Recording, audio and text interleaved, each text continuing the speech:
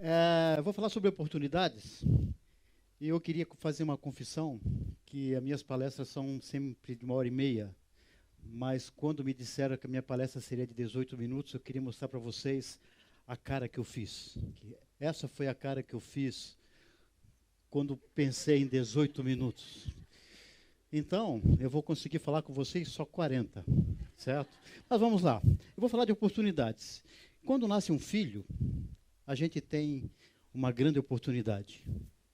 A minha filha hoje tem 31 anos e ela foi a minha grande oportunidade. Só que não foi fácil eu entender isso como uma oportunidade. A Carol nasceu prematura de 7 meses, foi para uma incubadora.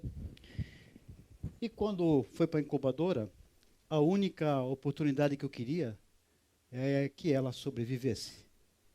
Então foram muitos dias de angústia, onde a gente rezava à noite para que ela sobrevivesse e de manhã corria para o hospital para saber se ela tinha sobrevivido.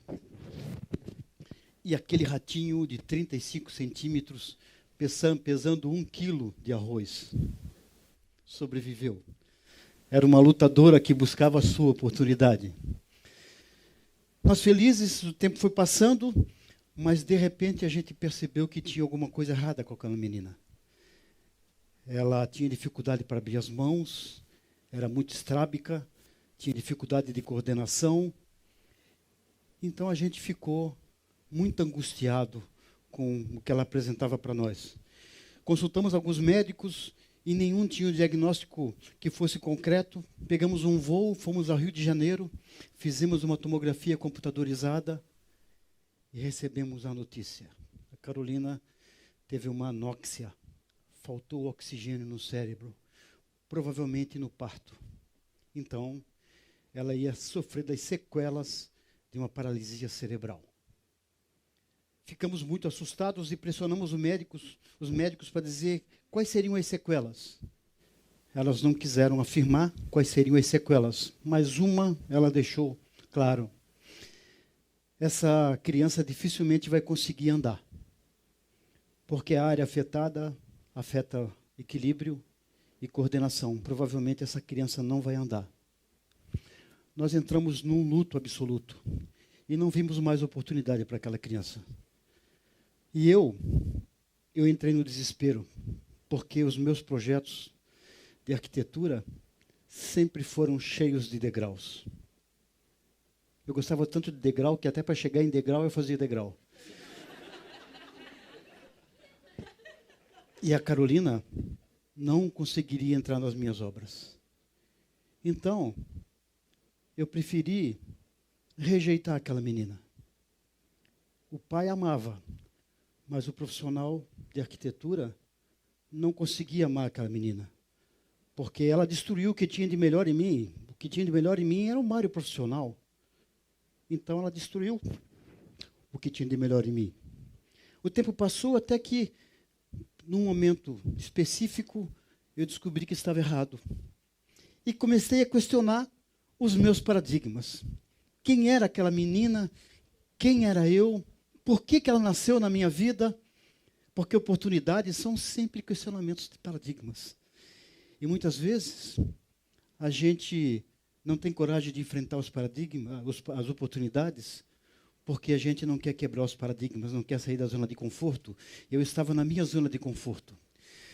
Porém, aquela menina me mostrou que havia 2 Mários, o antes da Carolina e o depois da Carolina.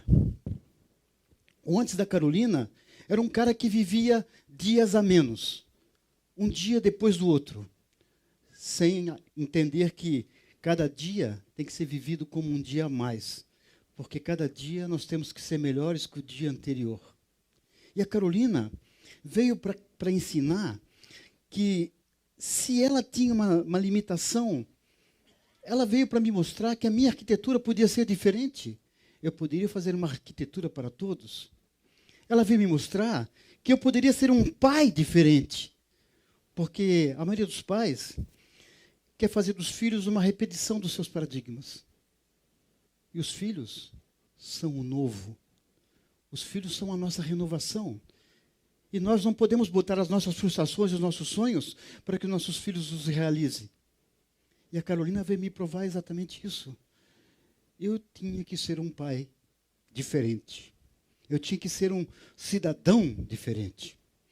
E ela me fez nascer como Mário depois da Carolina. E ela, através da educação, ela veio me ensinar diversas coisas. Como ser feliz, por exemplo. Com pequenas coisas, porque a felicidade que nós vivemos hoje é uma felicidade vazia. Nós buscamos sempre satisfação. E não entendemos a profundidade e a simplicidade de ser feliz. Queremos comprar coisas, ao invés de sermos coisas.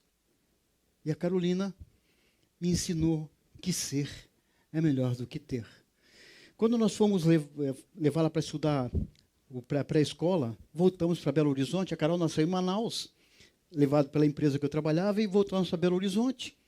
Em Belo Horizonte, fomos levar a Carol para uma escola, e a única escola que a aceitou, vejam só, ficava 36 degraus abaixo do nível da Avenida Amazonas. De novo, escadas na minha vida. Todo dia de manhã cedo, descíamos com a Carol no colo, botávamos na escola e íamos trabalhar. Um determinado dia, tinha uma reunião de pais e professores. Levamos a Carol de manhã cedo, 10h30, estou descendo as escadarias de mão dada com a minha esposa, escutamos uma algazarra de professores de crianças jogando bola. Então, intuímos que ela estivesse sentada na cadeira de rodas, vendo as crianças jogar bola, ou então alguém segurando ela embaixo do braço para chutar a bola. Chegamos lá, ela não estava na cadeira, também não tinha ninguém carregando ela. Olhamos nas traves, estava ela sentada na trave, no chão, e na outra trave, uma outra criança sentada no chão. A professora tinha tido o insight de não transformar a Carolina igual aos outros, mas fazer com que ela fosse ela mesma dentro do seu potencial. Naquele time, as regras do futebol era que os goleiros jogavam sentados, para que a Carolina pudesse ser ela mesma. Porque ser feliz é a busca de você descobrir quem você é na realidade. E se você é transformado pelas leis, você não consegue ser completamente feliz.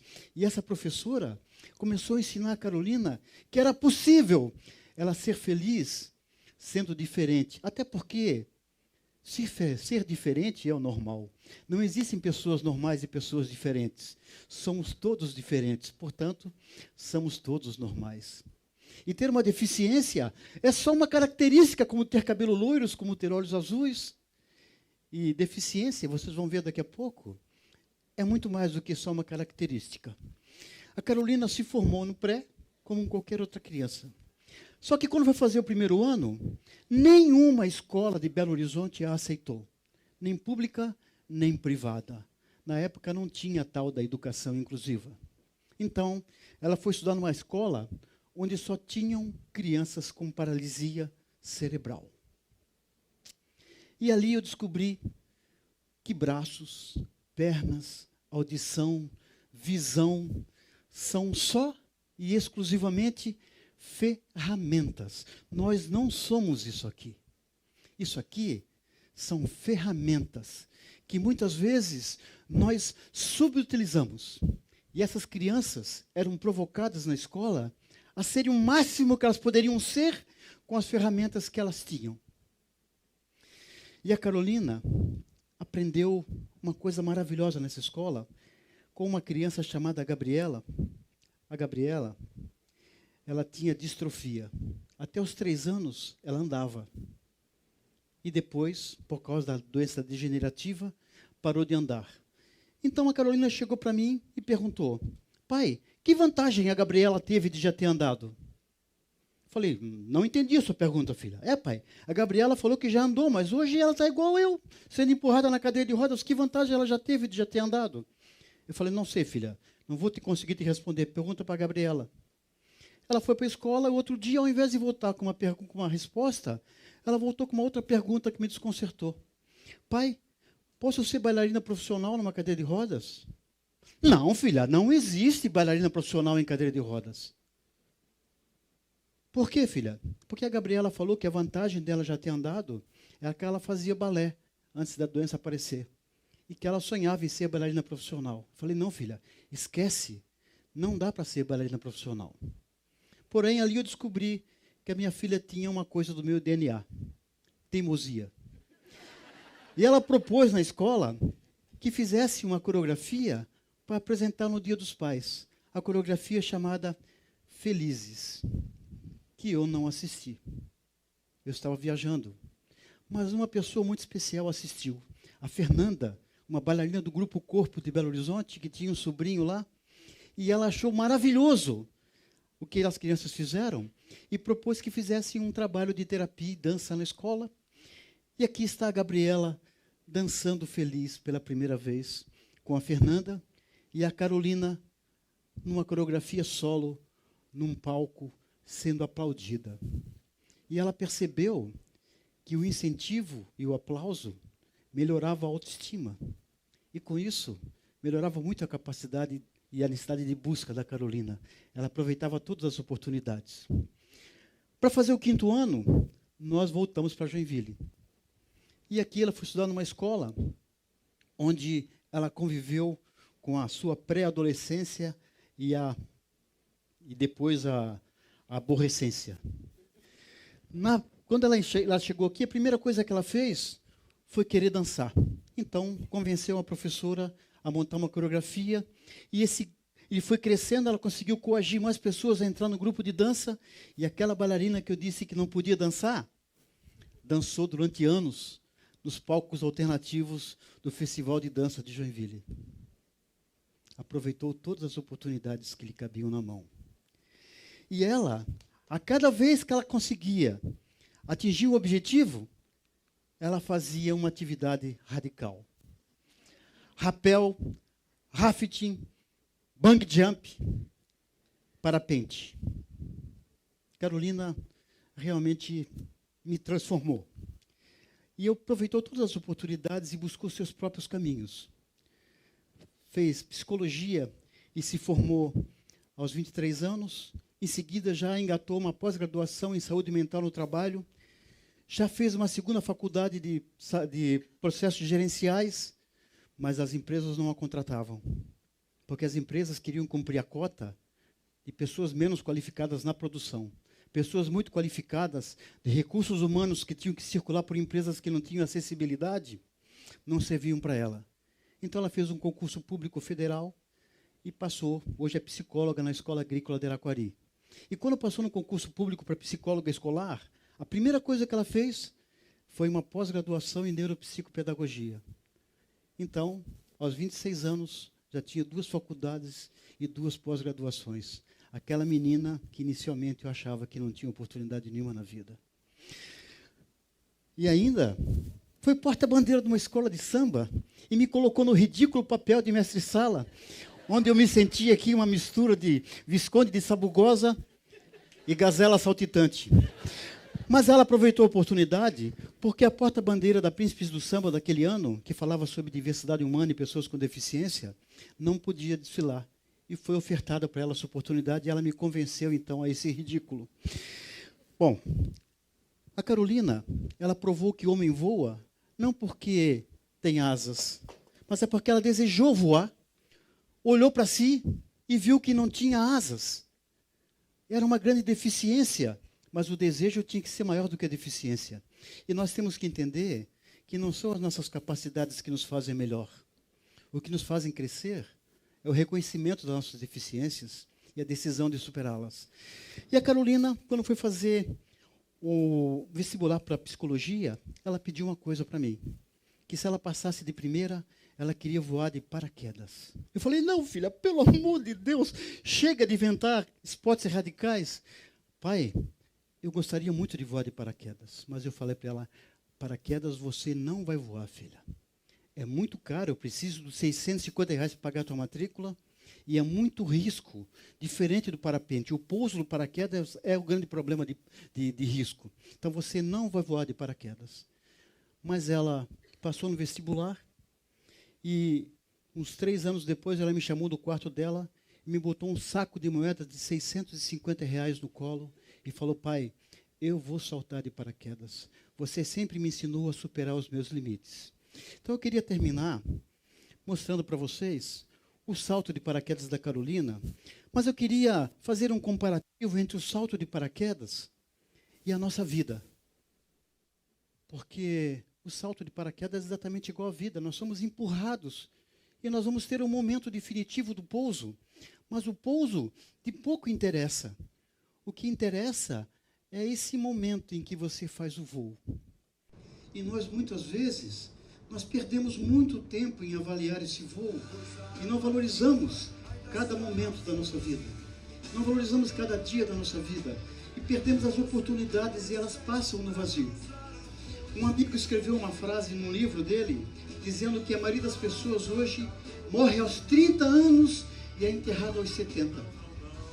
Porque aos 30 anos começam a ganhar dinheiro, acham que estão tendo oportunidades na vida e com o dinheiro que ganha, começa a comprar coisas que não precisam para ser felizes. E depois que adquirem uma zona de conforto, passam o resto da vida gastando dinheiro para manter uma coisa que eles não precisam para serem felizes. A Carolina, ela me deu um propósito na vida. E ter um propósito na vida significa ser proativo naquilo que você tem de melhor, que é o direito de produzir. E nós temos que entender que a nossa autoestima é construída pelo que nós produzimos. E muitas vezes nós produzimos gastando tempo para comprar coisas. Esse TEDx é uma forma de produzir para fazer coisas, que é muito melhor do que ter coisas. Então, eu queria deixar um questionamento para que a cada atitude da vida, e eu fico muito feliz em ver que a média de idade aqui é bem baixa, ou seja, jovens estão buscando uma nova forma de ver o mundo, que não seja aquela de ganhar dinheiro simplesmente, mas de produzir para a sociedade, e botar um questionamento sobre como será o nosso dia de amanhã, e se nós teremos a oportunidade de fazer com que cada dia seja melhor que o dia anterior, porque nós temos que ser o melhor que nós pudermos hoje, como disse o Mário Sérgio Cortella, enquanto não pudermos ser melhores ainda amanhã. Obrigado para vocês.